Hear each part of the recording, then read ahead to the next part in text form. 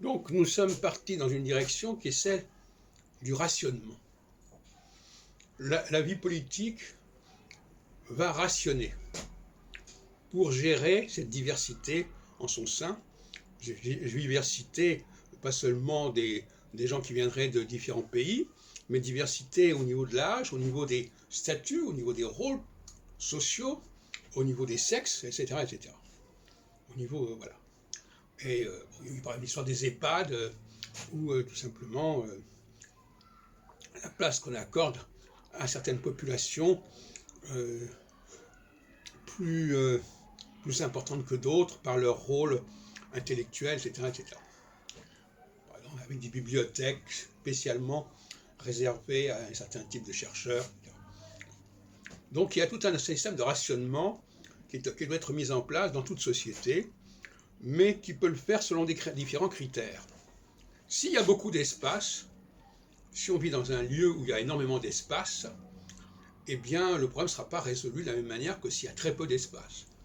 Par exemple, si vous vivez dans un appartement, un petit appartement où il y a beaucoup de monde à répartir, ça ne va pas être le même problème que si vous vivez dans un grand espace, un grand immeuble, un grand château, où là, on va pouvoir caser les gens avec plus de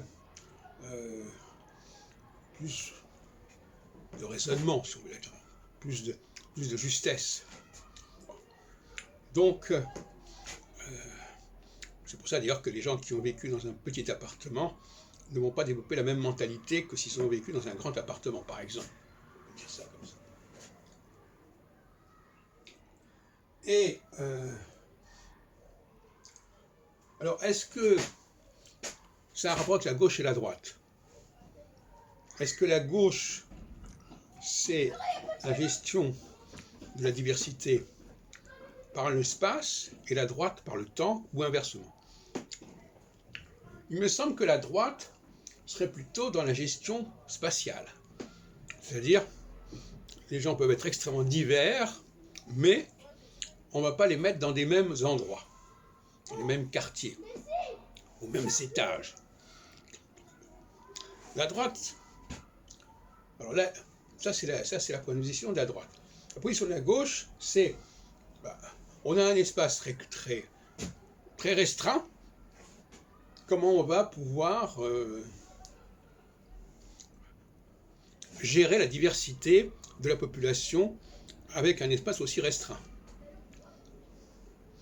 Alors on pourrait imaginer que telle population occupera cet espace à tel moment et telle population à tel autre moment.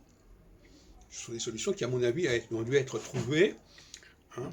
On structure, on rationne le temps, on le subdivise de façon à pouvoir gérer cette diversité. Donc on voit que de toute façon, cette diversité, elle fait problème et elle ne peut pas ne pas faire problème et elle doit être un problème à gérer en permanence.